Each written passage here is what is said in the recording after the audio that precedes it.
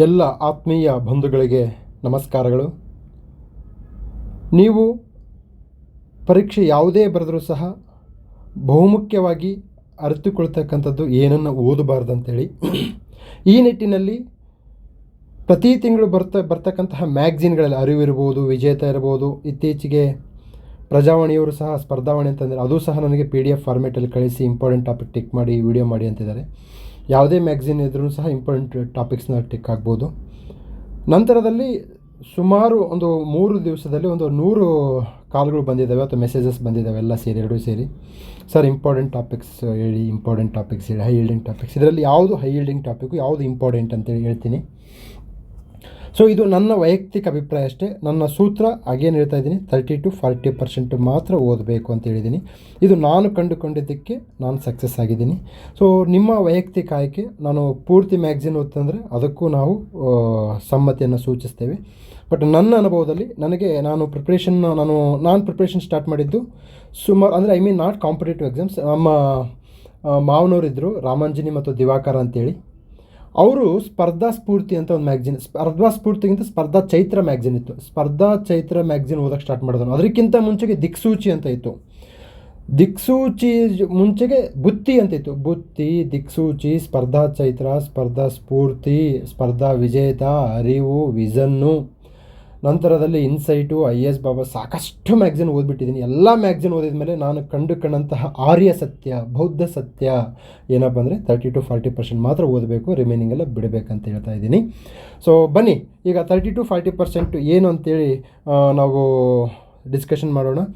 ಈ ಕ್ಲಾಸ್ ನಿಮ್ಗೆ ಇಷ್ಟ ಅಂತ ಅನಿಸಿದ್ರೆ, ಅಥವಾ ಭಾಳಷ್ಟು ಜನಕ್ಕೆ ಈಗ ಏನಾಗಿದೆ, ಪ್ರಚಾರ ಮಾಡಬೇಕಾಗಿದೆ. ಭಾಳಷ್ಟು ಜನಕ್ಕೆ ಸುಮ್ಮನೆ ಮ್ಯಾಗ್ಝಿನ್ ಓದ್ತಾ ಇರ್ತಾರೆ. ನಿಮ್ಮ ಆತ್ಮೀಯ ಫ್ರೆಂಡು ಯಾರು ಓದ್ತಾ ಇರ್ತಾರಲ್ಲ, ಅವ್ರಿಗೆ ಫುಲ್ ಮ್ಯಾಗ್ಝಿನ್ ಓದ್ತಿರ್ತಾರಲ್ಲ, ಫುಲ್ ಮ್ಯಾಗ್ಝಿನ್ ಓದಿ ಎಲ್ಲದನ್ನು yellow marker, white marker, red marker, ಇಡೀ ಮಾರ್ಕರ್ಲಿ ತುಂಬಿಸಲ್ಲ ಅಂಥವ್ರಿಗೆ ಈ ವಿಡಿಯೋನ ಶೇರ್ ಮಾಡಿ ತೋರಿಸಿ, ನೋಡಪ್ಪ ಇದು ಇಷ್ಟೇ ಇದೆ, ಸಾರ್ ಹೇಳ್ತಾ ಇದ್ದಾರೆ ಅಂತೇಳಿ ತೋರಿಸಿ. ಏನಕ್ಕೆ ಅಂದರೆ ನಾನು ಪ್ರಿಪ್ರೇಷನ್ ಆಗ್ಬೇಕಾದ್ರೆ ನನ್ನ ಆತ್ಮೀಯ ಫ್ರೆಂಡ್ಸ್ಗೆ ಹೇಳ್ತಾ ಇದ್ದೆ, ಇಷ್ಟೆಲ್ಲ ಓದ್ಬೇಡ್ರಿ ಕಣಯ್ಯ ಅಂತಂದರೆ ಅವರು ನಾನು ನಂಬ್ತಿದ್ದಿಲ್ಲ. ಏನಕ್ಕೆ ನಾನು ಅವಾಗ ಎಕ್ಸಾಮ್ ಕ್ಲಿಯರ್ ಮಾಡಿದ್ದಿಲ್ಲ. So then one find they realised that ಹೌದು, ಇಡೀ ಮ್ಯಾಗ್ಝಿನನ್ನು ಓದಿ ನಮ್ಮ ಜೀವನವನ್ನು ಹಾಳು ಮಾಡ್ಕೊಂಡಿವಿ ಅಂತೇಳಿ. ಮತ್ತು ಭಾಳಷ್ಟು ವಿದ್ಯಾರ್ಥಿಗಳು ತುಂಬ ನೋವಿನಿಂದ ನನಗೆ ಮೆಸೇಜ್ ಆಗ್ತಿರ್ತಾರೆ, ಸರ್ ಇಡೀ ನಮ್ಮ ಜೀವನ ಕರೆಂಟ್ ಅಫೇರ್ಸಲ್ಲೇ ಹೋಗುತ್ತೆ ಸರ್, ಅದಕ್ಕೆ ಏನಾದರೂ ಒಂದು ಗೈಡ್ ಮಾಡಿ ಅಂತಂದಾಗ ಖಂಡಿತ ನಿಮ್ಮ ಕಷ್ಟ ಅರ್ಥ ಆಗುತ್ತಿಲ್ಲ ಅಂತನಲ್ಲ. ಸೊ ಬನ್ನಿ ಈಗ ನಾನಿಲ್ಲಿ ಪಾಠ ಅಂದರೆ ಹೇಗೆ ಮಾಡ್ತೀನಿ ಅಂತಂದರೆ, D group to A group, from P1 to DC exam, ಎಲ್ಲ ಆ್ಯಂಗಲಿಂದ, ಯಾವ ಆ್ಯಂಗಲಿಂದ, ಈಗ C ಗ್ರೂಪ್ಗೆ ಯಾವ ರೀತಿ ಓದಬೇಕು, B ಗ್ರೂಪ್ ಯಾವ ರೀತಿ ಓದಬೇಕು, A ಗ್ರೂಪ್ ಯಾವ ರೀತಿ ಓದಬೇಕಂತಕ್ಕಂಥದ್ದನ್ನು ಇಲ್ಲಿ ನಿಮ್ಮ ಮುಂದೆ ಪ್ರಸ್ತುತಪಡಿಸ್ತಾ ಇರ್ತೀನಿ. Okay fine. ಬನ್ನಿ ಈಗ ಏನು, ಈಗ ರಾಷ್ಟ್ರಪತಿ ಆಳ್ವಿಕೆ, ಎಸ್ ವೆರಿ ಇಂಪಾರ್ಟೆಂಟ್, ಭಾಳ ಇಂಪಾರ್ಟೆಂಟ್. ಇದನ್ನು ನೀವು ನೋಡಿ, ಈಗ ಎರಡು ಹೇಳ್ತೀನಿ. ಒಂದು ಕಂಠಪಾಠ, ಮತ್ತೊಂದು ಕಣ್ಣಾಡಿಸು ಅಂತಂದರೆ ನೋಡ್ಕೊಂಡು ಹೋಗೋದು. ಕಂಠಪಾಠ ಅಂದರೆ ಕಂಠಪಾಠ ಹಾಕೋದು. ನೀವು ಯಾವುದನ್ನು ಕಂಠಪಾಠ ಹಾಕ್ಬೇಕಂತಿದ್ರೆ ಅದನ್ನು ಕಂಠಪಾಠ ಹಾಕಿ, ಯಾವುದು ಕಣ್ಣಾಡಿಸಿ ಅಂತ ಹೇಳಿದ್ರೆ ಅದನ್ನು ಕಣ್ಣಾಡಿಸಿ. Okay fine. ಈಗ ನೀವೇನು ಮಾಡಬೇಕು, ರಾಷ್ಟ್ರಪತಿ ಆಳ್ವಿಕೆನ ಕಂಠಪಾಠ ಹಾಕಿ. ಇದು ಕಂಠಪಾಠ ಯಾಕೆ ಅಂತ ಕೇಳ್ತೀನಿ. ಇದು ಎಕ್ಸಾಮ್ಸ್ಗೆ ಭಾಳ ಇಂಪಾರ್ಟೆಂಟು, ತುಂಬ ಬೇರೆ ಬಂದಿದೆ. ಪ್ರತಿ ವರ್ಷ UPSC, KS ಅಥವಾ IAS C ಗ್ರೂಪಲ್ಲಿ ಬಂದೇ ಬರುತ್ತೆ. ಇಲ್ಲಿ ಕಂಡು ಬರ್ತಕ್ಕಂತಹ ಆರ್ಟಿಕಲ್ಸ್ ಯಾವುದು, ನಂತರದಲ್ಲಿ ಎಷ್ಟು ದಿವಸ ರಾಷ್ಟ್ರಪತಿ ಆಳ್ವಿಕೆ ಇರುತ್ತೆ ಅಂತ ಹೇಳಿ C ಗ್ರೂಪಿಗೆ ಬರುತ್ತೆ. ಇನ್ನು ನೀವು KS ಮೇನ್ಸ್ ಮತ್ತು IAS ಮೇನ್ಸ್ ಬರ್ತಕ್ಕಂಥವ್ರು ಏನು ಮಾಡಬೇಕಂದ್ರೆ, ಇಲ್ಲಿ ಇದಕ್ಕೆ ಸಂಬಂಧಪಟ್ಟಂತಹ ಪ್ರಕರಣಗಳು, ಫಾರ್ ಎಕ್ಸಾಂಪಲ್ SR ಬೊಮ್ಮಾಯಿ ಪ್ರಕರಣವನ್ನು ನೀವು ನೆನ್ಪಿಡಬೇಕು. ತದನಂತರದಲ್ಲಿ ಸರ್ಕಾರಿಯ ಕಮಿಷನ್, ಇದು ಇಂಪಾರ್ಟೆಂಟು. ಬನ್ನಿ, ಕಮಿಷನ್ಗಳು ಹೇಳ್ಬೇಕಾದ್ರೆ ಮತ್ತೊಂದು ಹೇಳ್ತೀನಿ, ಎಲ್ಲ ಕಮಿಷನ್ಗಳನ್ನು ನೆನ್ಪಿಟ್ಕೋಬೇಡಿ. ಎಲ್ಲ ಕಮಿಷನ್ಗಳು ನೆನ್ಪಿಟ್ಕೊಂಡ್ಬಿಟ್ರೆ ನೀವು ಕಮಿಷನರ್ ಆಗಿಬಿಡ್ತೀರಾ. ಬೇಡ, ನೀವು ಇಲ್ಲಿ you want to going to become civil servant ಅಲ್ವಾ. ಭಾಳಷ್ಟು ಕಮಿಷನರ್ಗೆ ತಾವ್ಯಾವ ಸಮಿತಿ ಅಧ್ಯಕ್ಷರಾಗಿದ್ದಾರೆ ಎಂಬುದೇ ಗೊತ್ತಿರಲ್ಲ, ಅವರೇ ನೆನ್ಪಿಡಲ್ಲ. ನೀವ್ಯಾಕಪ್ಪ ತುಂಬ ನೆನ್ಪಿಡ್ತೀರಿ. ಎಲ್ಲ ಸಮಿತಿಗಳನ್ನು ನಾವು ನೆನ್ಪಿಡೋದು ಹೇಗಪ್ಪ ಅಂದರೆ, ಗುಡ್ಡಕ್ಕೆ ಕಲ್ಲನ್ನು ಹೊತ್ತ ಹಾಗೆ. ಗುಡ್ಡಕ್ಕೆ ಕಲ್ಲನ್ನು ಹೊರೋದಂದರೆ ಎಷ್ಟು ಹೊತ್ತರೂ ಸಾಕಾಗಲ್ಲ ಅಂತ. ಎಸ್, ರಾಷ್ಟ್ರಪತಿ ಆಳ್ವಿಕೆನ ತುಂಬ ನೆನ್ಪಿಟ್ಕೊಳ್ಳಿ. ಇದರಲ್ಲಿ ವಿಶೇಷವಾಗಿ 356, 350 to 360 ನನಗೆ ಕೇಳಿದರೆ, ಸರ್ ಯಾವುದರಲ್ಲಿ ಈ ಮೂರಲ್ಲಿ ಇಂಪಾರ್ಟೆಂಟ್? 356 ಭಾಳ ಇಂಪಾರ್ಟೆಂಟು.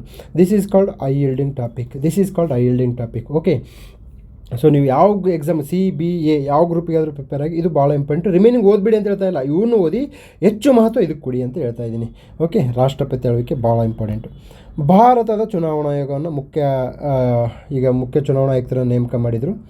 ಇಲ್ಲಿ ಯಾರಾದ್ರೂ ಅನ್ನೋದು C ಮತ್ತು D ಗ್ರೂಪಲ್ಲಿ ಬರುತ್ತೆ. B ಮತ್ತು A ಗ್ರೂಪಲ್ಲಿ ಹೇಗೆ ಬರುತ್ತೆ ಅಂದರೆ, ಚುನಾವಣಾ ಆಯೋಗದ ಸುಧಾರಣೆಗಳು, ಚುನಾವಣಾ ಆಯೋಗದ ಇದು ಮುಖ್ಯ ಚುನಾವಣಾ ಆಯುಕ್ತರ ನೇಮಕ ಮೊದಲಾದ ಪ್ರಕ್ರಿಯೆಗಳು ಏನು ಬರುತ್ತೆ ನಿಮಗೆ ಬರುತ್ತೆ. ಇಲ್ಲಿ ಕಂಡು ಬರ್ತಕ್ಕಂಥ ವಿವಾದಗಳೇನು, ಸುಪ್ರೀಂ ಕೋರ್ಟ್ನ ತೀರ್ಪು ಏನು ಹೇಳ್ತು, ಸರ್ಕಾರ ಏನನ್ನು ಚೇಂಜ್ ಮಾಡ್ತು, ಸಂಶೋಧನಾ ಸಮಿತಿಯಲ್ಲಿ ಯಾರು ಇರ್ತಾರೆ, ಆಯ್ಕೆ ಸಮಿತಿಯಲ್ಲಿ ಯಾರು ಇರ್ತಾರೆ, ಚುನಾವಣಾ ಆಯೋಗಕ್ಕೆ ಇರತಕ್ಕಂತಹ ಸವಾಲುಗಳು ಏನು, ಅದ್ರ ಬಗ್ಗೆ ತಿಳ್ಕೊಳ್ಳಿ. ಅದು ನಿಮ್ಮ ಮೇನ್ಸ್ಗೆ ಸಹಾಯ ಮಾಡುತ್ತೆ, ಮೇನ್ಸ್ ಅದು. ಓಕೆ, ನೆಕ್ಸ್ಟ್ ಪೆಟ್ರೋಲಿಯಂ ರಫ್ತು ಮಾಡುವ ದೇಶಗಳ ಸಂಘಟನೆ.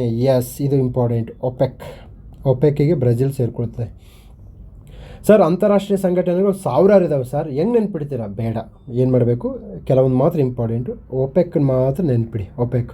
ಓಕೆ, ಸೊ ಈ ನಿಟ್ಟಿನಲ್ಲಿ ನಾವು ಮುಂದೆ ಬರ್ತಕ್ಕಂತಹ ಈಗ ಅದಕ್ಕೆ ಈ ಹೈ ಯೀಲ್ಡಿಂಗ್ ಟಾಪಿಕ್ಸ್ ಭಾಳ ಇಂಪಾರ್ಟೆಂಟ್ ಅಂತಾರೆ.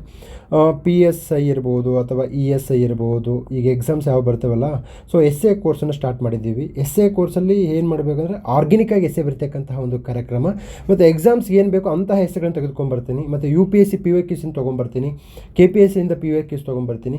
This exam is all about previous year question paper. ಅದೇ ನಿಮ್ಮ ಭಗವದ್ಗೀತೆ, ಅದು ಬಿಟ್ಟರೆ ಬೇರೆ ಯಾವುದೂ ಇಲ್ಲ, ಯಾರೂ ಇಲ್ಲ. ಇಲ್ಲಿ ಶಾಂತಪ್ಪನೂ ನಗಣ್ಯ.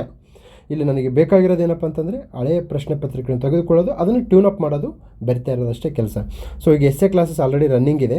ಸೊ PSI ESI ನೀವು ನೋಟಿಫಿಕೇಷನ್ ಆದಮೇಲೆ ನಾನು ಓದ್ತೀನಿ ಅಂತಂದರೆ ಅದು ಗಡ್ಡಕ್ಕೆ ಬೆಂಕಿ ಹಚ್ಚಿದ ಮೇಲೆ ಬಾವಿಯನ್ನು ತೋಡುವ ರೀತಿ. ಫೈನ್. ನೆಕ್ಸ್ಟ್ ಅಂತಾರಾಷ್ಟ್ರೀಯ ನ್ಯಾಯಾಲಯ. ಒಂದು ಬಾರಿ ಕಣ್ಣಾಡಿಸಿ ಕಂಠಪಾಠ ಹಾಕಬೇಡಿ. ಕಣ್ಣಾಡಿಸಿ ಪೆಟ್ರೋಲಿಯಂ ರಫ್ತು ದೇಶಗಳ ಸಂಘಟನೆ ಕಂಠಪಾಠ ಹಾಕಿ. ಇದು ಎಕ್ಸಾಮ್ಸಿಗೆ ಬಂದಿದೆ. ಬಹುವಲಯ ತಾಂತ್ರಿಕ ಮತ್ತು ಆರ್ಥಿಕ ಸಹಕಾರಕ್ಕಾಗಿ ಬಂಗಾಳ ಕೊಲ್ಲಿ ಉಪಕ್ರಮ. ನೋಡಿ, ಅಗೇನ್ ನಿಮಗೆ ಹೇಳ್ತೀನಿ, ಕನ್ನಡ ಮೀಡಿಯಮ್ನವ್ರಿಗೆ, ಅದಕ್ಕೆ ನಾನು ಇಲ್ಲಿ ಎಕ್ಸಾಮ್ ಬರೆದ್ರೆ ಗೊತ್ತಿರುತ್ತೆ. ಇದಿಷ್ಟು ಬರಿಬೇಡಿ. ಇದಿಷ್ಟು ಬರೆಯೋ ಬದಲು ನೀವೇನು ಬಿಮ್ಸ್ಟೆಕ್ ಅಂತ ಬರೀಬಿಟ್ರೆ ಸಾಕು. ಬಿಮ್ಸ್ಟೆಕ್. ಎಸ್, ಬಿಮ್ಸ್ಟೆಕ್ ಅಂತ ಬರೆದ್ರೆ ನಿಮ್ಮ ಟೈಮ್ ಉಳಿಯುತ್ತೆ. ಬಹುವಲಯ ತಾಂತ್ರಿಕ ಮತ್ತು ಆರ್ಥಿಕ ಸಹಕಾರಕ್ಕಾಗಿ ಬಂಗಾಳ ಕೊಲ್ಲಿ ಉಪಕ್ರಮ ಅಂದರೆ ಒಂದು ಯಾವುದು ಇದು ಗೂಡ್ಸ್ ಬೋಗಿ ಇದ್ದಂಗೆ ಇರುತ್ತೆ. ಬೇಡ, ನಾವು ಈಗ ವಂದೇ ಭಾರತ್ ಎಕ್ಸ್ಪ್ರೆಸ್ ಥರ ಇರಬೇಕಲ್ವಾ. ವಂದೇ ಭಾರತ್ ಎಕ್ಸ್ಪ್ರೆಸ್ ಅಂತಂದರೆ ಬಿಮ್ಸ್ಟೆಕ್. ಓಕೆ, ಬಿಮ್ಸ್ಟೆಕ್ ಇಂಪಾರ್ಟೆಂಟಾ? Yes, important. ಬಿಮ್ಸ್ಟೆಕ್ಕಲ್ಲಿ ನಿಮಗೆ ಪ್ರಿಲಿಮ್ಸಲ್ಲಿ ಅಥವಾ PSI ಹೇಗೆ ಕೇಳ್ತಾರೆ ಅಂತಂದರೆ, ಇದು ಸಂಘಟನೆ ಯಾವಾಗಾಯಿತು, ಯಾವ ಡಿಕ್ಲರೇಷನು, ಹೆಡ್ ಕ್ವಾರ್ಟರ್ಸಲ್ಲಿದೆ, ಇತ್ತೀಚೆಗೆ ಯಾವ ದೇಶದಲ್ಲಿ ಸಮ್ಮೇಳನ ನಡೀತು, ಮುಂದೆ ಯಾವ ದೇಶದಲ್ಲಿ ನಡೆಯುತ್ತೆ. That's all. ನೀವು ಮೇನ್ಸಿಗೆ ಪ್ರಿಪೇರ್ ಆಗೋರು ಬಿಮ್ಸ್ಟೆಕ್ನಲ್ಲಿ ಭಾರತದ ಪಾತ್ರ, ಬಿಮ್ಸ್ಟೆಕ್ ಸಂಘಟನೆ ಹಿಂದೂ ಮಹಾಸಾಗರದಲ್ಲಿ ಶಾಂತಿ ಮತ್ತು ಸ್ಥಿರತೆಯನ್ನು ಹೇಗೆ ತರುತ್ತೆ, ಬಿಮ್ಸ್ಟೆಕ್ ಸಾರ್ಕಿಗೆ ಪರ್ಯಾಯವಾಗಿ ಕಂಡುಬರುತ್ತೆ ಹೇಗೆ, ಇದು ಮೇನ್ಸ್ ಆ್ಯಂಗಲಿಂದ. ಸೊ ಈ ರೀತಿಯಾಗಿ ನೀವು ಆ್ಯಂಗಲ್ಗಳನ್ನು ಚೇಂಜ್ ಮಾಡಿಕೊಂಡು ಓದೋದ್ರಿಂದ ನಿಮ್ಮ ಪ್ರಿಪ್ರೇಷನು ತುಂಬ ಫೋಕಸ್ಡ್ ಪ್ರಿಪ್ರೇಷನ್ ಆಗುತ್ತೆ. So that's why this is called focused preparation. So ನೀವು ESI ಅಥವಾ PSI ಯಾವುದಕ್ಕೆ ನಮ್ಮ ಎಸ್ಸೆ ಕೋರ್ಸಲ್ಲಿ ಹೆಂಗೆ ಇದ್ರೂ ಈ ಥರ ಹೇಳ್ತಾ ಇರ್ತೀನಿ. ಅಂದರೆ ಮೀನ್ವೇಲ್ ನಾನು ಎಸ್ಸೆ ಮಾಡೋದ್ರ ಜೊತೆಗೆ ಈ ಟಾಪಿಕ್ ಹೈ ಯೀಲ್ಡಿಂಗ್ ಟಾಪಿಕ್ಕು, ಇದು ಫೋಕಸ್ಡ್ ಮಾಡಬೇಕಂತ ಹೇಳ್ತಾ ಇರ್ತೀನಿ. ಸೊ ಅದಕ್ಕೆ ನೀವು ಸರ್ ನಾವು ಕನ್ನಡ ಮೀಡಿಯಮಲ್ಲಿ ಬರ್ತಿದ್ವಿ, ಇಂಗ್ಲೀಷಲ್ಲಿ ಬರಿಬೋದಾ? ಎಸ್, 100% ಇಂಗ್ಲೀಷಲ್ಲಿ ಬರಿಬೋದು. ಭಾಳಷ್ಟು ಬರೀ ಏನಾಗಿದೆ, ತಪ್ಪು ಕಲ್ಪನೆಗಳು ಹೋಗ್ತಾಯಿದ್ದಾವೆ. ಫೈನ್. ಇನ್ನೊಂದು ಬಹಳ ಇಂಪಾರ್ಟೆಂಟ್, ಈ ಕ್ಷಣದಲ್ಲಿ ನಿಮ್ಮ ಮುಂದೆ ಇದು ಮಾಡ್ತೀನಿ, ಕ್ಲಾರಿಟಿ ಕೊಡ್ತೀನಿ. ಮೊನ್ನೆ ನಾನು KS ಮೇನ್ಸ್ಗೆ ಯಾವ ಪೆನ್ ಯೂಸ್ ಮಾಡಬೇಕಂತ ಹಾಕಿದ್ದಾಗ ನಾನು ಹೇಳಿದ್ದೆ ಜೆಲ್ ಪೆನ್ ಯೂಸ್ ಮಾಡ್ಬೋದು ಅಂತೇಳಿ. KS ಮೇನ್ಸ್ ನೋಟಿಫಿಕೇಷನ್ ಯಾರಾದರೂ ಓದಿದರೆ ಅಲ್ಲಿ ಹೇಳಿದರೆ ಬ್ಲೂ ಪೆನ್ ಓನ್ಲಿ ಅಂತ ಹೇಳಿದರೆ ಹೊರತು ಬ್ಲೂ ಬಾಲ್ ಪಾಯಿಂಟ್ ಅಂತ ಹೇಳಿಲ್ಲ. ದಯವಿಟ್ಟು ಅರ್ಥ ಮಾಡ್ಕೊಳ್ಳಿ. ಕಾಮೆಂಟ್ ಬಾಕ್ಸಲ್ಲಿ ಸುಮ್ಮನೆ ಮೆನ್ಷನ್ ಮಾಡ್ತೀರಾ, ಮಿಸ್ಗೈಡ್ ಮಾಡಬೇಡಿ ಅಂತ ಮೆನ್ಷನ್ ಮಾಡ್ತೀರಾ. ದಯವಿಟ್ಟು ನಾನೊಬ್ಬ ಸಕ್ಸಸ್ಫುಲ್ UPSC ಆಸ್ಪಿರೆಂಟಾಗಿ ಹೇಳ್ತಾ ಇದ್ದೀನಿ. ನಾನು ನಿಮ್ಮ ಮುಂದೆ ಏನಾದರೂ ಹೇಳಬೇಕಾದ್ರೆ ನನಗೆ ಸಾಕಷ್ಟು ಸಾಮಾಜಿಕ ನೈತಿಕ ಜವಾಬ್ದಾರಿಗಳಿದ್ದಾವೆ. ನೀವು ಅರ್ಧಂಬರ್ಧ ಮಾಹಿತಿಯನ್ನು ತಿಳಿದುಕೊಂಡು ಕಾಮೆಂಟ್ ಬಾಕ್ಸಲ್ಲಿ ನಿಮ್ಮ ಜ್ಞಾನವನ್ನು ಅಥವಾ ನೀವು ನಿಮ್ಮ ಟೀಕೆಗಳನ್ನು ನಾನು ಒಪ್ತೀನಿ, ನಿಜ. ಯಾಕಂದರೆ ನಾನು ಸಂಪೂರ್ಣ ಮನುಷ್ಯನ ಅಲ್ಲ, ನಾನು ಪೂರ್ಣ ಮನುಷ್ಯನಲ್ಲ. ಪ್ರಜಾಪ್ರಭುತ್ವದಲ್ಲಿ ಟೀಕೆಗಳಿರಬೇಕು, ಆದರೆ ಟೀಕೆಗಳಿಗೊಂದಿಷ್ಟು ಬೆಲೆ ಇರಬೇಕು, ಆ ಟೀಕೆಗಳಿಗೊಂದಿಷ್ಟು ನೆಲೆ ಇರಬೇಕು, ಆ ಟೀಕೆಗಳಿಗೊಂದಿಷ್ಟು ಮೌಲ್ಯ ಇರಬೇಕಾಗುತ್ತೆ. ನೋಡಿ, ಅಲ್ಲಿ ನಿಮಗೆ ಇನ್ನೊಂದು ಕ್ಲಾರಿಟಿ ಕೊಡ್ತೀನಿ.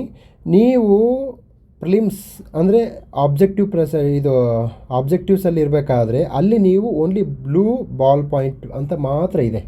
ನಾನು ಹೇಳ್ತಿದ್ದು ಮೇನ್ಸಿಗೆ ಸರ್, ಮೇನ್ಸಿಗೆ, ಪ್ರಿಲಿಮ್ಸ್ಗೆಲ್ಲ. ನೀವು ಪ್ರಿಲಿಮ್ಸ್ಗೆ blue ball point pen only, that is I agree with you. But ನಾನು ಹೇಳ್ತಿರೋದು ಮೇನ್ಸ್ಗೆ ಇಲ್ಲಿ ಜೆಲ್ ಪೆನ್ ಯೂಸ್ ಮಾಡಿ ಅಂತೇಳಿ. ಆದ್ದರಿಂದ ನೆಕ್ಸ್ಟ್ ಟೈಮ್ ಯಾರಾದರೂ ಕಾಮೆಂಟ್ ಮಾಡಬೇಕಾದ್ರೆ ನಮ್ಮ ಸಹೋದರ ಸಹೋದರಿಯರು ದಯವಿಟ್ಟು ಅಂದರೆ ಕ್ಲಾರಿಫಿಕೇಷನ್ ನೀವು ತೆಗೆದುಕೊಳ್ಳಿ. ಕ್ಲಾರಿಫಿಕೇಷನ್ ನಿಮಗಿತ್ತು ಅಂತಂದರೆ, ನಿಮಗೆ ಇದ್ದರೆ ನಾನು ಹೇಳಿ, ನಾನು ಚೇಂಜ್ ಮಾಡ್ತೀನಿ. ನಾನು because I am also human being. I also bound to make a error. ಯಾಕಂದರೆ ನಾನು 100% ಪರ್ಫೆಕ್ಟ್ ಅಲ್ಲ. ಮಿಸ್ಟರ್ ಪರ್ಫೆಕ್ಟ್ ಅಂತಕ್ಕಂಥದ್ದು ಕೇವಲ ಸಿನಿಮಾಗಳಿಗೆ ಮಾತ್ರ ಸೀಮಿತ ಹೊರತು ನಿಜ ಜೀವನದಲ್ಲಿ ಅದು ಸಾಧ್ಯವೇ ಇಲ್ಲ. ಆದ್ದರಿಂದ ಮತ್ತೊಮ್ಮೆ ತಮಗೆ ಖಚಿತಪಡಿಸ್ತಾ ಇದ್ದೀನಿ, KS ಮೇನ್ಸ್ ಪರೀಕ್ಷೆಯಲ್ಲಿ ನಿಮಗೆ ಯಾವುದೇ ಪೆನ್ನನ್ನು ಯೂಸ್ ಮಾಡ್ಬೋದು. ಅದು ಬ್ಲೂ ಕಲರಲ್ಲಿದ್ದರೆ ಸಾಕು. ಜೆಲ್ ಪೆನ್ ಆದರೂ ಯೂಸ್ ಮಾಡಿ, ಬಾಲ್ ಪೆನ್ ಆದರೂ ಯೂಸ್ ಮಾಡಿ. ಫೈನ್.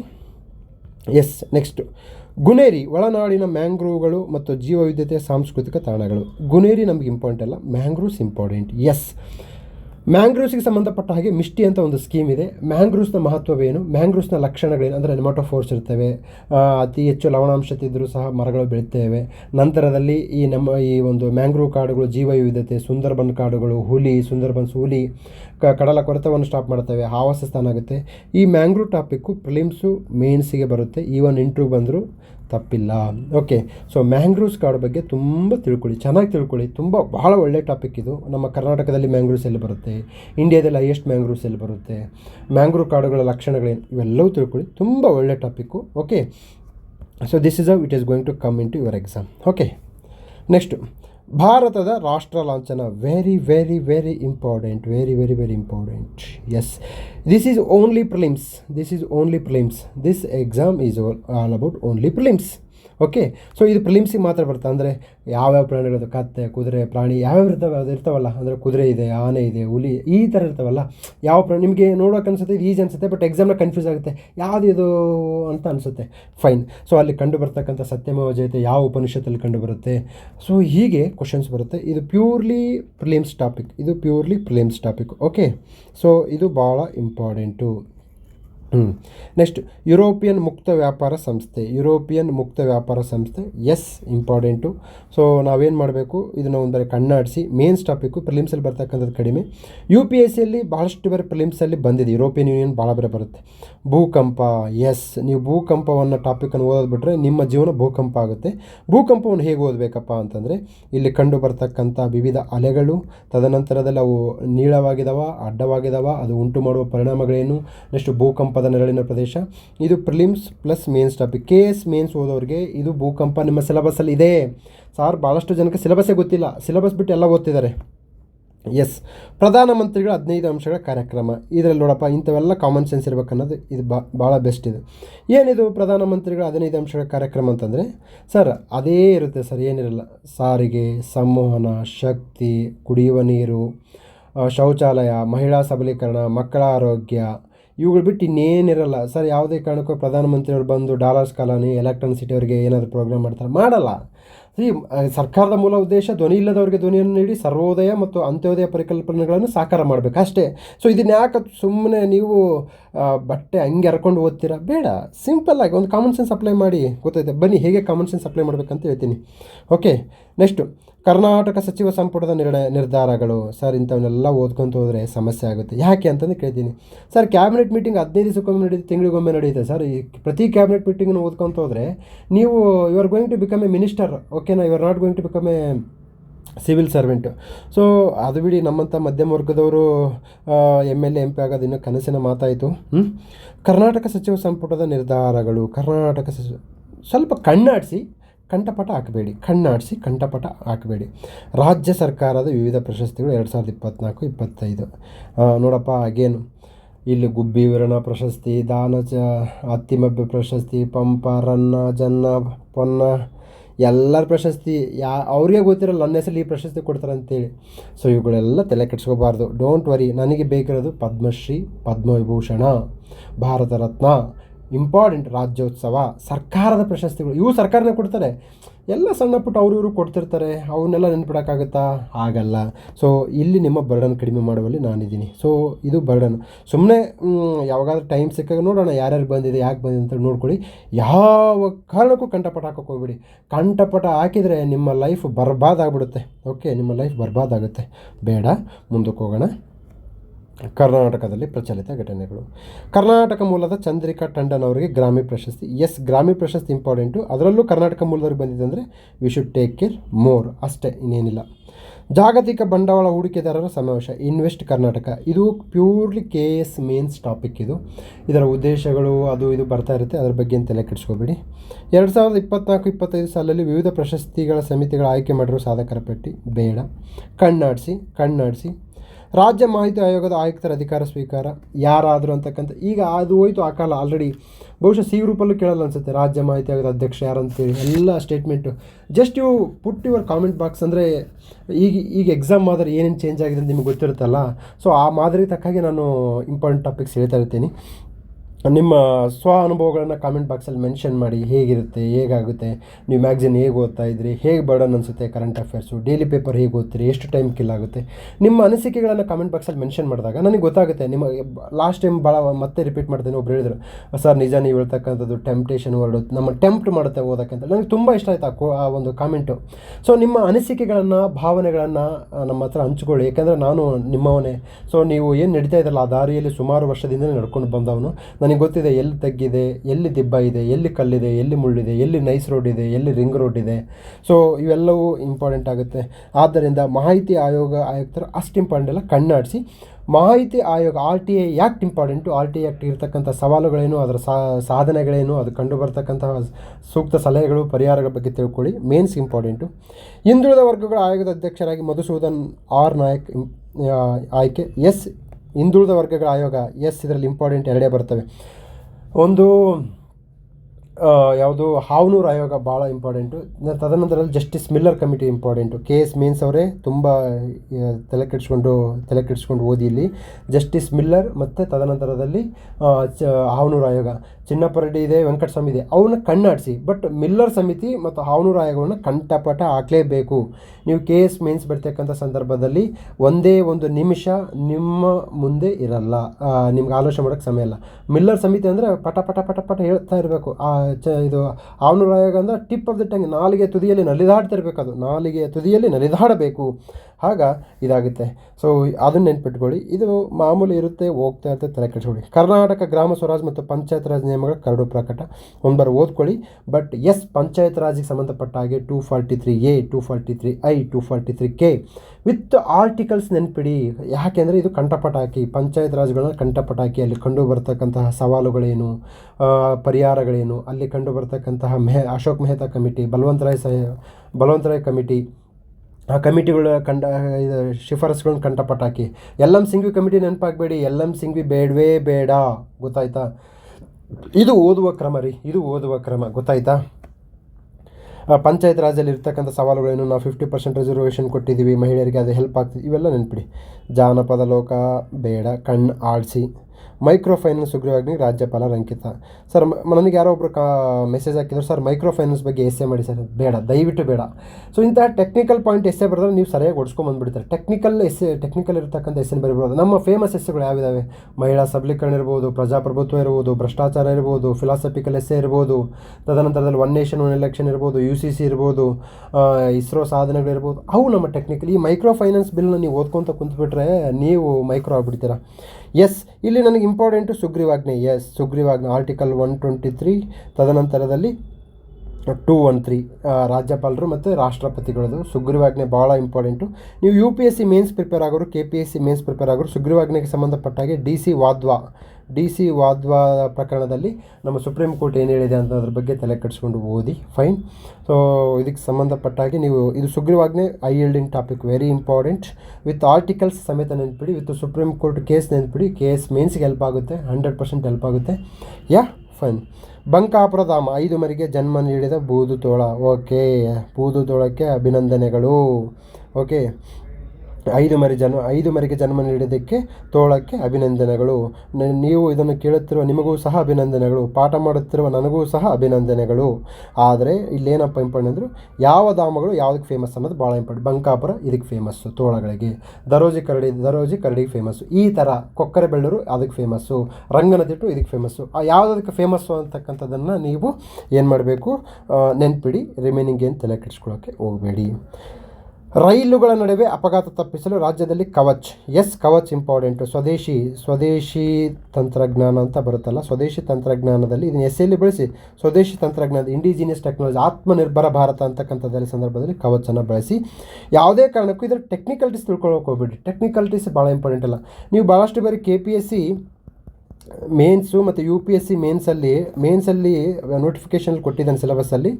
ಒಬ್ಬ ಸಾಮಾನ್ಯ ವ್ಯಕ್ತಿಗೆ ಇರ್ತಕ್ಕಂತಹ ನಾಲೆಡ್ಜನ್ನು ನಿಮ್ಮಿಂದ ಎಕ್ಸ್ಪೆಕ್ಟ್ ಮಾಡ್ತಾನೆ ಅಂತ ಹೇಳಿದ್ರೆ ಹೊರತು ಒಬ್ಬ ವಿಜ್ಞಾನಿಗೆ ಇರ್ತಕ್ಕಂಥ ನಾಲೆಡ್ಜನ್ನು ನಿಮ್ಮಿಂದ ನಿರೀಕ್ಷೆ ಮಾಡ್ತಾನೆ ಅಂತ ಹೇಳಿ ಮೇನ್ಸ್ ನೋಟಿಫಿಕೇಷನಲ್ಲಿ ಹೇಳಿಲ್ಲ. ಆದ್ದರಿಂದ ದಯವಿಟ್ಟು ಟೂ ಮಚ್ ಟೆಕ್ನಿಕಲಿಟೀಸ್ ಬಗ್ಗೆ ತಿಳ್ಕೊಳ್ಳೋಕೆ ಹೋಗಬೇಡಿ. ಫೈನ್. 31 ಮಂದಿಗೆ ಬಂಜಾರ ವಾರ್ಷಿಕ ಪ್ರಶಸ್ತಿಗಳ ಘೋಷಣೆ ಬೇಡ, ಸುಮ್ಮನೆ ಕಣ್ಣಾಡಿಸಿ. ಹಾಗೆ ನಾನು ಪ್ರಶಸ್ತಿಗಳ ಬಗ್ಗೆ ಹೇಳಿದ್ದೀನಿ ನಾನು ಯಾವ ರೀತಿ.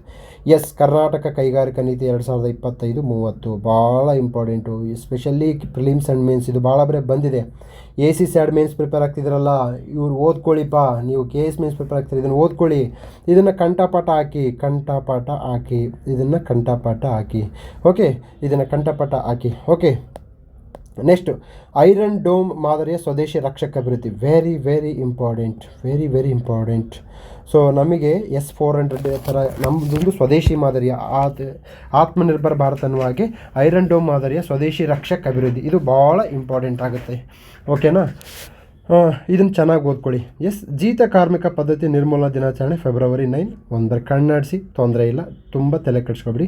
ಜೀತ ಕಾರ್ಮಿಕದ ಬಗ್ಗೆ ನಮಗೆ KS ಮೇನ್ಸಲ್ಲಿ ಸಿಲೆಬಸ್ಸಲ್ಲಿದೆ, ಇದ್ರ ಬಗ್ಗೆ ಚೆನ್ನಾಗಿ ಓದ್ಕೊಳ್ಳಿ. ಸಂಚಾರ ದಟ್ಟಣೆ ಬೆಂಗಳೂರು ವಿಶ್ವದಲ್ಲಿಯೇ 3ನೇ ಸ್ಥಾನ. ಇದನ್ನು ಓದೋ ಅವಶ್ಯಕತೆ ಇಲ್ಲ, ನಮಗೆಲ್ಲ ಅನುಭವ ಬಂದಿದೆಯಲ್ಲ, ನಾವು ಆರಾಮಾಗಿ ಹೇಳ್ತೀವಿ. ಸೊ ಈ ಒಂದು KS ಮೇನ್ಸ್ ಎಸ್ಸೆಯಲ್ಲಿ ಸೆಕ್ಷನ್ ಬಿಯಲ್ಲಿ ಕರ್ನಾಟಕಕ್ಕೆ ಸಂಬಂಧಪಟ್ಟಾಗ ಎಸ್ಸೆ ಬರುತ್ತೆ. ಅಲ್ಲಿ ಬ್ರ್ಯಾಂಡ್ ಬೆಂಗಳೂರು ಮತ್ತು ಬಿಯಾಂಡ್ ಬೆಂಗಳೂರು ಎನ್ನುವ 2 ಪರಿಕಲ್ಪನೆಗಳಿದ್ದಾವೆ. ಸೊ ಆ ಪರಿಕಲ್ಪನೆಗಳು ಬಂದಾಗ ಇದನ್ನು ಡಿಸ್ಕಷನ್ ಮಾಡಿ. ನೆಕ್ಸ್ಟ್ GBSಗೆ ಕರ್ನಾಟಕದ ಮೊದಲ ವ್ಯಕ್ತಿಯ ಸಾವು ಬೇಡ. ಪಂಚಾಯತ್ ವಿಕೇಂದ್ರೀಕರಣ ದೇಶಕ್ಕೆ ಕರ್ನಾಟಕ ನಂಬರ್ 1. 100%. ನಾವೇ ದೇಶಕ್ಕೆ ಪ್ರಥಮ ಬಾರಿಗೆ 50% ಮಹಿಳೆಯರು ರಿಸರ್ವೇಷನ್ ಕೊಟ್ಟಿದ್ದೀವಿ. Panchayat raj is always important. Panchayat ರಾಜನ್ನು ವಿತ್ ಆರ್ಟಿಕಲ್ಸ್ ನಾನು ಹೇಳಿದ್ದೀನಿ, ನಿಮಗೆ ನೆನ್ಪಿಡಬೇಕು. ರಾಜ್ಯ ನೀತಿ ಮತ್ತು ಯೋಜನಾ ಆಯೋಗದ ಉಪಾಧ್ಯಕ್ಷರಾಗಿ BR ಪಾಟೀಲ್ ನೇಮಕ, ಕಣ್ಣಾಡಿಸಿ, ಬಟ್ ಅಷ್ಟು ಇಂಪಾರ್ಟೆಂಟ್ ಅಲ್ಲ. ಅಂತಾರಾಷ್ಟ್ರೀಯ ಬೂಕರ್ ಪ್ರಶಸ್ತಿ ಸ್ಪರ್ಧೆಯಲ್ಲಿ ಕನ್ನಡದ ಮೊದಲ ಕೃತಿ ಹಾರ್ಟ್ ಲ್ಯಾಂಪ್. ಇಂಪಾರ್ಟೆಂಟ್. ನೆಕ್ಸ್ಟ್ ವಿಜ್ಞಾನ ಕ್ಷೇತ್ರದಲ್ಲಿ ಮಹಿಳೆಯರು ಮತ್ತು ಬಾಲಕಿಯರ ಅಂತಾರಾಷ್ಟ್ರೀಯ ದಿನ. ಮಹಿಳೆಯರು ಭಾಳ ಇಂಪಾರ್ಟೆಂಟು. ರಾಜ್ಯಶಾಸ್ತ್ರ, ಭಾರತೀಯ ಸಂವಿಧಾನದ 101ನೇ ವಿಧಿ ನೆನ್ಪಿಟ್ಕೊಳ್ಳಿ. ಇಕ್ಲಿನ್ ಟೆಸ್ಟ್ ಆ್ಯಂಡ್ ಮಿಲ್ಲರ್ ಟೆಸ್ಟ್ ಬೇಡ, ಟೂ ಮಚ್ ಟೆಕ್ನಿಕಲ್. 2024 ಭ್ರಷ್ಟಾಚಾರ ಗ್ರಹಿಕೆ ಸೂಚ್ಯಂಕ ಎಷ್ಟು ರ್ಯಾಂಕ್ ಇದೆ ನಮ್ಮದು? 94ನೇ ಸ್ಥಾನ ಅಂತ ನೆನ್ಪಿಡಿ. ಯಾಕಂದರೆ ಭ್ರಷ್ಟಾಚಾರಕ್ಕೆ ಸಂಬಂಧಪಟ್ಟಾಗೆ ಇಂತಹ ಅಂಕಿಅಂಶಗಳನ್ನು ನೆನ್ಪಿಟ್ಟು ನಾವು ಭ್ರಷ್ಟಾಚಾರ ಸೂಚ್ಯಂಕದಲ್ಲಿ 1ನೇ ಸ್ಥಾನ, ಹಸಿವಿನ ಸೂಚ್ಯಂಕದಲ್ಲಿ 105ನೇ ಸ್ಥಾನ. ಹೀಗೆ ಸೂಚ್ಯಂಕಗಳು 1-2 ಹೆಚ್ಚು ಕಡಿಮೆ ಆಗ್ತಿರುತ್ತೆ, ತುಂಬ ಡ್ರಾಸ್ಟಿಕ್ಕಾಗಿ ಚೇಂಜ್ ಆಗ್ತಿರಲ್ಲ. ಸ್ವಲ್ಪ ಕಾಮನ್ ಸೆನ್ಸ್ ಅಪ್ಲೈ ಮಾಡಬೇಕು, ಇಂಥ ನೆನ್ಪಿಡಬೇಕು, ಕಂಠಪಾಠ ಹಾಕಬೇಕು. ಓಕೆ. ಭೋಪಾಲ್ ನಗರ ಭಿಕ್ಷಾಟನೆ ನಿಷೇಧಿಸಿದೆ, ಅದು ಸುಮ್ಮನೆ ಮೇಲ್ನೋಟಕ್ಕೆ ಮಾತ್ರ ನಿಷೇಧ ಆಗಲ್ಲ. ಈ ಸಾರಾಯಿ ನಿಷೇಧ, ಭಿಕ್ಷಾಟ ನಿಷೇಧ ಅಂತಕ್ಕಂಥದ್ದು ಕೇವಲ ಪತ್ರಿಕೆ ಮೇಲೆ ಇರುತ್ತೆ, ಪೇಪರ್ ಮೇಲೆ ಇರುತ್ತೆ, ಅದು ವಾಸ್ತವದಲ್ಲಿ ಇರಲ್ಲ. ದೂರ ಸಂಪರ್ಕ ವಿವಾದಗಳ ಇತ್ಯರ್ಥ ಮತ್ತು ಮೇಲುವರ್ಣ ನ್ಯಾಯಮಂಡಳಿ ಬೇಡ. 25 ವಾರಗಳ ಗರ್ಭಪಾತಕ್ಕೆ ಬಾಂಬೆ ಹೈಕೋರ್ಟ್ ಅನುಮತಿ, ಸುಮ್ಮನೆ ಒಂದು ಕಣ್ಣಾಡಿಸಿ, ಕಂಠಪಾಠ ಆಗಬೇಡಿ. ಸರ್ಕಾರವು ನಾರಿ ಅದಾಲತ್ಗಳನ್ನು ಸ್ಥಾಪಿಸಲು ಪ್ರಸ್ತಾವನೆ, ರೂಟ್ಯಾಗ್ ಬೇಡ. ಪಂಚಾಯತಿಗಳ ಅಧಿಕಾರ ವಿಕೇಂದ್ರೀಕರಣ, always I have told panchayats are very important. ರಾಷ್ಟ್ರೀಯ ಸಫಾಯಿ ಕರ್ಮಚಾರ ಆಯೋಗ ಒಂದರ ನೋಡ್ಕೊಳ್ಳಿ, ಕಂಠಪಾಠ ಆಗಬೇಡಿ, ಕಣ್ಣಾಡಿಸಿ. ಭಾರತದಲ್ಲಿ ವಾಕ್ ಸ್ವಾತಂತ್ರ್ಯ, ಕಂಠಪಾಠ, ಇದು ಕಂಠಪಾಠ ಹಾಕಬೇಕು. ಇಲ್ಲಿ ಶ್ರೇಯಾ ಸಿಂಗಲ್ ಪ್ರಕರಣ ಬರುತ್ತೆ, so section 66A of IT act, ಈ ಶ್ರೇಯಾ ಸಿಂಗಲ್ ಪ್ರಕರಣ. ತದನಂತರದಲ್ಲಿ ಅನುರಾಧ ಬಾಸಿನ್ ಪ್ರಕರಣ, right to internet. So internet shut down ಮಾಡ್ತಿದ್ದಲ್ಲ, right to internet is a part of article 19 and article 21 also. ಇದು ಇಂಪಾರ್ಟೆಂಟು. ವಾಕ್ ಸ್ವಾತಂತ್ರ್ಯ ಭಾಳ ಇಂಪಾರ್ಟೆಂಟು, ನೆನ್ಪಿಟ್ಟುಕೊಳ್ಳಿ, ಕಂಠಪಾಠ ಹಾಕಿ. ಆರೋಪಿಗಳ ಬಂಧನದ ಕಾರಣಗಳನ್ನು ತಿಳಿಸುವುದು ಸಾಂವಿಧಾನಿಕ ಅವಶ್ಯಕತೆ.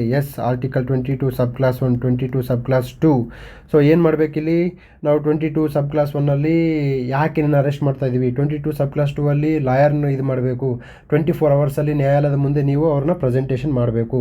ಸೊ ಈ ಕೆಲಸವನ್ನು ಮಾಡಬೇಕು. So fundamental rights R very important. ಕಂಠಪಾಠ ಆಗಬೇಕು. ನನಗೆ ನೆನ್ಪಿಡ್ತೀನಿ ಸರ್, ಆಲೋಚನೆ ಮಾಡ್ತೀನಿ ಅಂದರೆ ನಾನು ಕೇಳಲ್ಲ. I don't want such type of students. ಈ KS ಇರ್ಬೋದು, IAS ಇರ್ಬೋದು, PS ಇರ್ಬೋದು, ಕೆಲವೊಂದು ಇಂಪಾರ್ಟೆಂಟ್ ಟಾಪಿಕ್ಸ್ನ ಕಂಠಪಾಠ ಹಾಕಲೇಬೇಕು. ಸೊ ನನಗೂ ಭಾಳ ಮಿಸ್ಗೈಡ್ ಮಾಡಿಬಿಟ್ರು, ಇಲ್ಲೆಲ್ಲ ಕ್ವಶನ್ ಪೇಪರ್ ರಿಪೀಟ್ ಆಗಲ್ಲಂತೆ, ಕ್ವಶನ್ ಪೇಪರ್ ಸಪ್ರೇಟಾಗಿ ಬರುತ್ತಂತೆ, ನಂತರದಲ್ಲಿ ಇದನ್ನು ಅನಾಲಿಸಿಸ್ ಅಂತ ಎಕ್ಸಾಮು. ಐಸಾ ನೈ ಹೋತಾ ಜಿಂದಗಿ ಮೇ. ಸ್ಪೆಷಲಿ ನಮ್ಮ ಅಕಾಡೆಮಿಕ್ ಎಕ್ಸಾಮ್ಸು, KS ಎಕ್ಸಾಮ್ಸು, ಅದೇ ಮಿಲ್ಲರ್ ರಿಪೋರ್ಟು, ಅದೇ ಅವನೂರ ಆಯೋಗ, ಅವನೇ ಹೋಗೋದು, ಅವನೇ ಬರೆಯೋದು. ಅದೇ ಭೂಕಂಪ, ಅದೇ ಜ್ವಾಲಾಮುಖಿ. ಭೂಕಂಪ ನೋಡಲಿಲ್ಲ, ಜ್ವಾಲಾಮುಖಿ ನೋಡಲಿಲ್ಲ, ಅವನ್ನೆಲ್ಲ ತಲೆಗೆ ಇಟ್ಕೊಂಡ್ಬಿಟ್ಟಿದ್ವಿ. ಓಕೆ. ಶಿಕ್ಷೆಗೊಳಗಾದರೂ ಚುನಾವಣೆಯಲ್ಲಿ ಸ್ಪರ್ಧಿಸಬೇಕೆ? Yes, important topic. ಫರ್ಲೋಗಳನ್ನು ನೀಡುವ ಅಧಿಕಾರ ಬೇಡ. ಟೋನಿಸ್ ತೆರಿಗೆ ಬೇಡ. ಕೇಂದ್ರದಲ್ಲಿ ತೆರಿಗೆಯ ಪಾಲು ಹೆಚ್ಚಿಸುವಂತೆ ರಾಜ್ಯಗಳ ಒತ್ತಾಯ. Yes, very important, very very very important. ಇದು ನಿಮ್ಮ ನಾಲಿಗೆಯ ಮೇಲೆ ನಲಿದಾಡಬೇಕು. ನಾನ ಅಂದರೆ ನಾಲಿಗೆ ಮೇಲೆ ನಲಿದಾಡು. ನಾನಾ ಇದು ನಾನಾ ಕಾನ್ಸೆಪ್ಟು. ಸೊ ನಾನಾ ಕಾನ್ಸೆಪ್ಟು ನಿಮಗೆ ಯಾರ್ಯಾರು ಓದ್ತಿದ್ರಲ್ಲ ಈ ನಾನಾ ಕಾನ್ಸೆಪ್ಟ್ ಬಗ್ಗೆ ನೆನಪಿಲ್ಲ. ನಾಲಿಗೆ ಮೇಲೆ ನಲಿದಾಡಬೇಕು. ಏನಿದು ಈಗ 41% ಇದೆ, 50%ಗೆ ಹೆಚ್ಚಳ ಮಾಡಬೇಕಂತೇಳಿ ಒರಿಸ್ಸಾ, ಕರ್ನಾಟಕ ವಿವಿಧ ಸರ್ಕಾರಗಳು ಹೇಳ್ತಾ ಇದ್ದಾವೆ. ಸೆಸ್ಸು ಮತ್ತು surcharge, article 270, article 275, article 280. So ಇವುಗಳ ಬಗ್ಗೆ ಚೆನ್ನಾಗಿ ನೆನಪಿಡಿ. 14ನೇ ಹಣಕಾಸು ಆಯೋಗ, 15, 16 ಯಾಕೆ ನಮ್ಮ ರಾಜ್ಯ ಸರ್ಕಾರದವರು ಕೇಂದ್ರ ಸರ್ಕಾರ ನಮ್ಮ ಪಾಲು ಇಷ್ಟು ಕಡಿಮೆ ಆಯಿತು, ಇಷ್ಟು 1000 ಕೋಟಿ ನಮಗೆ ಕಡಿಮೆ ಆಗಿದೆ. ಎಸ್, ಇದು ಭಾಳ important, 100% very very important topic. ಇದನ್ನು ನೀವು ಫುಲ್ ನಿಮ್ಮ ಹೃದಯಕ್ಕೆ ತೊಗೋಬೇಕು ಈ ಟಾಪಿಕ್ನ. ಓಕೆ, ತೊಗೊಂಡಾಗ ಇಲ್ಲಿ ಕಂಡು ಬರ್ತಕ್ಕಂತಹ ಒಂದು ಸವಾಲುಗಳೇನು, ಪರಿಹಾರಗಳೇನು, ಈವನ್ ಎಸ್ಸೆ ಟಾಪಿಕಲ್ಲೂ ಬರ್ಬೋದು. ಇದು PC, PSI ಎಲ್ಲಕ್ಕೂ ಬರುತ್ತೆ ರೀ ಈ ಪ್ರಶ್ನೆ, ಎಲ್ಲಕ್ಕೂ ಬರುತ್ತೆ. ಓಕೆ, NEP 2022 ಅಡಿಯಲ್ಲಿ ತ್ರಿಭಾಷಾ ನೀತಿ. ಓಕೆ, ನೆನ್ಪಿಡೋದು ಬೇಡ, ಕಣ್ಣಾಡಿಸಿ. ರಾಷ್ಟ್ರೀಯ ವೈದಿಕ ಕಣ್ಣಾಡಿಸಿ, ಕಂಠಪಾಠ ಆಗಬೇಡಿ. ದಿನೇಶ್ ಕಾರ, ಇವೆಲ್ಲ ಪ್ರತಿ ತಿಂಗಳು ಪ್ರತಿ ವರ್ಷ ಸಾಕಷ್ಟು ಸಮಿತಿಗಳು ರಚನೆ ಆಗ್ತಿರ್ತವೆ. ಸಮಿತಿಗಳ ಬಗ್ಗೆ ಒಂದು ಸಪ್ರೇಟಾಗಿ ಕ್ಲಾಸ್ ಮಾಡ್ತೀನಿ, ಅಂದರೆ ಹೇಗೆ ಸಮಿತಿಗಳು ನೆನ್ಪಿಡ್ಬೇಕೆಂದರೆ. ಕ್ಷಮಾದಾನಕ್ಕೆ ಸಂಬಂಧಪಟ್ಟ ಹಾಗೆ ಆರ್ಟಿಕಲ್ 72, 161 ಬಹಳ ಇಂಪಾರ್ಟೆಂಟ್ ರೀ ಇದು. ಕ್ಷಮಾದಾನ ಅಂದರೆ ರಾಷ್ಟ್ರಪತಿಗೆ ಇರ್ತಕ್ಕಂಥ ಕ್ಷಮಾದಾನ ಮತ್ತು ರಾಜ್ಯಪಾಲರಿಗೆ ಇರ್ತಕ್ಕಂಥ ಕ್ಷಮಾದಾನ ಹಕ್ಕುಗಳು ಯಾವುವು, ವೈವಿಧ್ಯತೆಯನ್ನು, ಹೆಚ್ಚು ಅಧಿಕಾರ ಯಾರಿಗಿದೆ, ಕಡಿಮೆ ಅಧಿಕಾರ ಯಾರಿಗಿದೆ, ಯಾವುದನ್ನು ಕ್ಷಮೆ ಮಾಡ್ಬೋದು, ಕ್ಷಮೆಗಳಲ್ಲಿ ವಿಧಗಳಿರ್ತವೆ, ಅಷ್ಟು ನೆನ್ಪಿಡಿ. ಇವೆಲ್ಲ ನೀವು ಹೃದಯದಲ್ಲಿರಬೇಕು. Okay, Jal Jeevan mission, yes important. ಕಂಠಪಟ ಬೇಡ, ಕಣ್ಣಾಡಿಸಿ. ಭೀಮಗಡ ವನ್ಯಜೀವಿ ಅಭಯಾರಣ್ಯ, ಕಣ್ಣಾಡಿಸಿ, ಕಂಠಪಟ ಬೇಡ. ಭಾರತದಲ್ಲಿ ಪೊಟ್ಯಾಷ್ ಗಣಿಗಾರಿಕೆ ಬೇಡ. ಚಲೋ ಚಿಪ್ಕೋ ಬೇಡ. ಐಲಟ್ ಕೊಲ್ಲಿ ಬೇಡ. ಸಾಗರ ದ್ವೀಪ ಕಣ್ಣಾಡಿಸಿ. ಹವಾಮಾನ ಅಪಾಯದ ಸೂಚ್ಯಾಂಕ, ಎಸ್, ಇಲ್ಲಿ ಸಿಕ್ಕರು ನೋಡಿ ಇವರು ಸೂಚ್ಯಾಂಕ. ಈ IPCC, UNEP, UNFCC, COP ಅವರು ಇವರೆಲ್ಲ ಕೊಡೋದೇನು ಗೊತ್ತಾ ವರದಿಗಳು?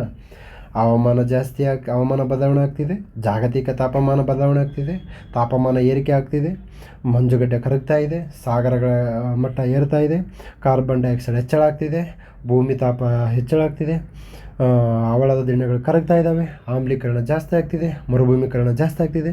ನಮ್ಗೆ ಅಷ್ಟು ಕೋಟಿ ಇಷ್ಟು ಲಕ್ಷ ಕೊಡಿ, ಅಲ್ಲಿ ಯಾವ ವರದಿ ಬಂತು? ಬರೀ ಇವ್ರದ್ದು ಇದೇ ಕತೆ ರೀ. 10 ವರ್ಷದಿಂದ ಇವ್ರ ವರದಿಗಳನ್ನ ಓದ್ತಾನೇ ಇದ್ದೀನಿ ನಾನು.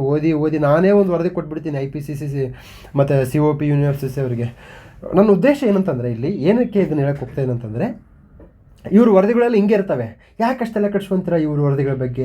ಇವ್ರು ಕೊಡೋದೆಲ್ಲ ಇದೇ ಟೋನು. ಫಾರ್ ಎಕ್ಸಾಂಪಲ್, ಇಲ್ಲ ಹವಾಮಾನ ಬದಲಾವಣೆ ಆಗ್ತಾಯಿಲ್ಲ, ತಾಪಮಾನ ಏರಿಕೆ ಆಗ್ತಾಯಿಲ್ಲ, ಹಿಮಗಡ್ಡೆಗಳೆಲ್ಲ ನಾರ್ಮಲ್ ಈಗ ಒಂದು ವ್ಯವಸ್ಥೆಯಲ್ಲಿ ಹೆಚ್ಚು ಕಡಿಮೆ ಆಗ್ತಿರುತ್ತೆ. ಮನುಷ್ಯ ಅಂದಮೇಲೆ ಜ್ವರ ನೆಗಡಿ ಆಗ್ತಿರ್ತೀವಿ. ಈಗ ಬಹುಶಃ ಭೂಮಿಗೆ ಜ್ವರ ಬಂದಿರ್ಬೋದು, ಮುಂದೆ 100 ವರ್ಷ ಆದಮೇಲೆ ಕಡಿಮೆ ಆಗ್ಬೋದು. ಹೇಳಕ್ಕೆ ಹಂಗೆ ಹೇಳ್ಬಿಟ್ರೆ ಮತ್ತೆ ಆಯ್ತು ಬಿಡು, ಭೂಮಿಯಲ್ಲಿ ಚೆನ್ನಾಗಿದೆ, ನಿಮ್ಮ ಇನ್ಸ್ಟಿಟ್ಯೂಷನ್ ಯಾಕೆ, ನಿಮ್ಮ ವರದಿಗಳು ಯಾಕೆ, ಈ ಇನ್ಸ್ಟಿಟ್ಯೂಷನ್ ರದ್ದು ಮಾಡಿ. ಈಗ ಆ್ಯಂಟಿ ನಕ್ಸಲ್ ಫೋರ್ಸ್, ನಕ್ಸಲ್ ಮುಕ್ತರ ಕರ್ನಾಟಕ ಹಾಕಿದ್ದಕ್ಕೆ ENF ರದ್ದು ಮಾಡ್ತಂತಿದ್ದಾರೆ.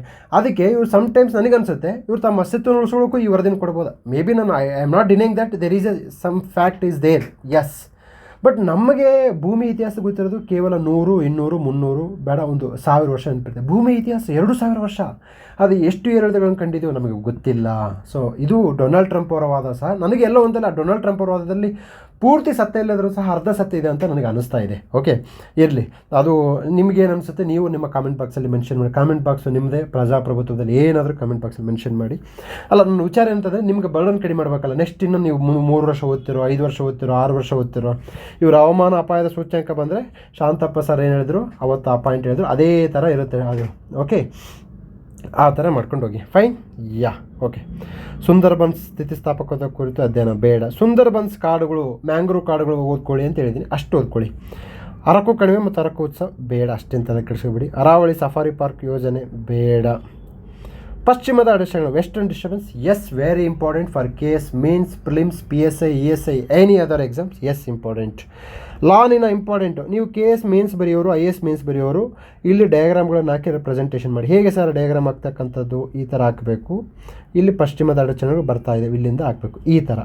ಸೊ ಹಿಂಗೆ ಹಾಕೋದ್ರಿಂದ ನಿಮಗೆ ಆ ಡಯಾಗ್ರಾಮ್ಸ್ ಹಾಕಿದರೆ ಆ ಒಂದು ಏಕತಾನತೆ ಮುರಿದೋಗುತ್ತೆ. ಎಲ್ಲಿನೋ ಲಾನಿನ, ಪಶ್ಚಿಮದ ಅಡಚಣೆ ವೆರಿ ಇಂಪಾರ್ಟೆಂಟ್. ಟೊಂಕನ್ ಕಲ್ಲಿ ಬೇಡ. ಬನಸ್ ನದಿ ಕಣ್ಣಾಡಿಸಿ, ಹಿರಾಕುಡ್ ಕಣ್ಣಾಡಿಸಿ, ಸತ್ಕೋಸಿಯ ಹುಲಿ ಸಂರಕ್ಷಿತ ಅರಣ್ಯ ಕಣ್ಣಾಡಿಸಿ. ನೆನ್ಪಿಡ ಹೇಳ್ತೀನಿ. ಹುಲಿ ಸಂರಕ್ಷಿತ ಅರಣ್ಯ ಪ್ರದೇಶಗಳು ಯಾವ ನೆನ್ಪಿಡ್ಬೇಕಂತ ಹೇಳ್ತೀನಿ. ಏನಕ್ಕೆ ಅಂತಂದರೆ ನನಗೆ ಗೊತ್ತು ಎಲ್ಲಿಂದ ಹುಲಿ ಸಂರಕ್ಷಿತ ಅರಣ್ಯ ಪ್ರದೇಶ ಕೇಳ್ತಾನಂತೇಳಿ. ಭದ್ರಾ ಹುಲಿ, ಎಸ್. ಕಂಠಪಾಠ, ಇದು ಕಂಠಪಾಠ ಹಾಕಬೇಕು. ಕೆಂಪು ಸಮುದ್ರ, yes. Very very very very very important. Map ವರ್ಕಿಗೆ ಸಂಬಂಧಪಟ್ಟ ಹಾಗೆ ಏನನ್ನು ನೆನ್ಪಿಡಬೇಕು. ಈಗ ಏನು ರೀ ಮ್ಯಾಪ್ ವರ್ಕ್ಗಳು, daily map work, weekly map work, monthly map work, 6 months map work, 1 year map work. ಅಬ್ಬಾ ಬಾ ಇಷ್ಟೆಲ್ಲ ಮಾಡಿದರೆ ಮನುಷ್ಯ ಅವನು ಪರಿಸ್ಥಿತಿ ಹೇಗಾಗಬೇಡ, ಓದೋರ ಪರಿಸ್ಥಿತಿ ಹೇಗಬೇಡ. ನೀವೇನೋ ಮೆಟೀರಿಯಲ್ ಕೊಟ್ಟು ಹೋಗ್ಬಿಡ್ತೀರಪ್ಪ, ನಾನು ಮೆಟೀರಿಯಲ್ ಕೊಡ್ತೀನಿ, ನಾನು ಕ್ಲಾಸ್ ಮಾಡ್ತೀನಿ, ನಾನು ನಿಮಗೆ ಕ್ಲಾಸ್ ಮಾಡಿ ಹೋಗ್ಬಿಡ್ತೀನಿ. ನೆನ್ಪಿಡೋದು ಹೇಗೆ ರೀ ಕತೆ ಇದು. ಅದಕ್ಕೆ ಮ್ಯಾಪ್ ವರ್ಕಿಗೆ ಸಪ್ರೇಟಾಗಿ ಒಂದು ಕ್ಲಾಸ್ ತೊಗೊಳ್ತೀನಿ. ಮ್ಯಾಪ್ ವರ್ಕಿಗೆ ಹೇಗೆ ಮ್ಯಾಪ್ ವರ್ಕ್ ನಾವು ಮಾಡಬೇಕು, ಹೇಗೆ ಭಾಳಷ್ಟು ಬರೀ ನನಗೆ ದೊಡ್ಡ ಸಮಸ್ಯೆ ಅಂದರೆ ಇಷ್ಟು ಓದಪ್ಪ ಅಂತ ಹೇಳ್ತೀನಿ, ಇಷ್ಟೇ ಓದ್ರಾಜ ಅಂತ ಹೇಳ್ತೀನಿ ಮ್ಯಾಪ್ ವರ್ಕಲ್ಲಿ.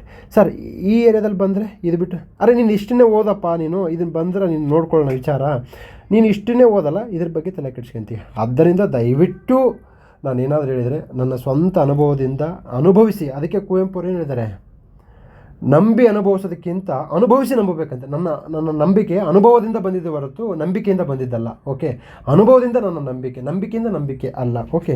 ಕೆಂಪು ಸಮುದ್ರ, ಅದರ ಸುತ್ತಮುತ್ತ ಕಂಡುಬರುವ ದೇಶಗಳು, ಕೊಲ್ಲಿಗಳು, ಖಾರಿಗಳು ತುಂಬ ಇಂಪಾರ್ಟೆಂಟ್. ಕಂಠಪಾಠ ಹಾಕಬೇಕು. ರಾತ್ರಿ ಬಂದು ಕೇಳ್ತೀನಿ, ವಿಜಯ್ ಹೇಳಪ್ಪ ಕೆಂಪು ಸಮುದ್ರದ ಪಕ್ಕ ಯಾವ ದೇಶಗಳಿದ್ದಾವೆ, ರಾಜಧಾನಿಗಳು ಯಾವಿದ್ದಾವೆ, ಅಲ್ಲಿ ಕಂಡು ಬರ್ತಕ್ಕಂತಹ ಖಾರಿಗಳು ಯಾವುವು, ಜಲಮಾರ್ಗಗಳು ಯಾವ ಅಂತ ಹೇಳಿದಾಗ ನೀವು ರಾತ್ರಿ ಅರ್ಧರಾತ್ರಿ ಹೇಳ್ಬೇಕು. ರೀ ಎಕ್ಸಾಮ್ ಕ್ಲಿಯರ್ ಮಾಡೋದು ಇಂಥದ್ರಿಂದ ರೀ ನೀವು, ಗೊತ್ತಾಯ್ತಾ. ನೆಕ್ಸ್ಟು ರಣಹದ್ದು ನೀತಿ. ರಣಹದ್ದುಗಳ ಬಗ್ಗೆ ಇಂಪಾರ್ಟೆಂಟು, ಗಣತಿ ಬೇಡ. ರಣಹದ್ದುಗಳ ಬಗ್ಗೆ ಇಂಪಾರ್ಟೆಂಟ್. ಭವಾನಿ ನದಿ ಓದ್ಕೊಳ್ಳಿ. ಪಲಾಮು ಹುಲಿ ಸಂರಕ್ಷಿತ ಪ್ರದೇಶ, ಎಸ್. ಪಲಾಮು ಹುಲಿ ಸಂರಕ್ಷಿತ ಪ್ರದೇಶ. ಒಂಟಾರಿಯೋ ಸರೋವರ, ಈ ಸರೋವರಗಳು ಇಂಪಾರ್ಟೆಂಟು. ಜಾಗ್ರೋಸ್ ಪರ್ವತಗಳು ಇಂಪಾರ್ಟೆಂಟು. ಸೊ ಇದಕ್ಕೆ ಸಂಬಂಧಪಟ್ಟ ಹಾಗೆ ಏನು ಇಂಪಾರ್ಟೆಂಟ್ ಟಾಪಿಕ್ಸು. ಕಂಠಪಾಠ ಹಾಕೋ ಬೇರೆ, ಬಿಡೋ ಬೇರೆ, ಕನ್ನಡಿಸೋ ಬೇರೆ. ಸೊ ನಿಮಗೆ ಇದಕ್ಕೆ ಸಂಬಂಧಪಟ್ಟಾಗ ಇನ್ನೊಂದು ಪೇಜ್ ಇದೆ.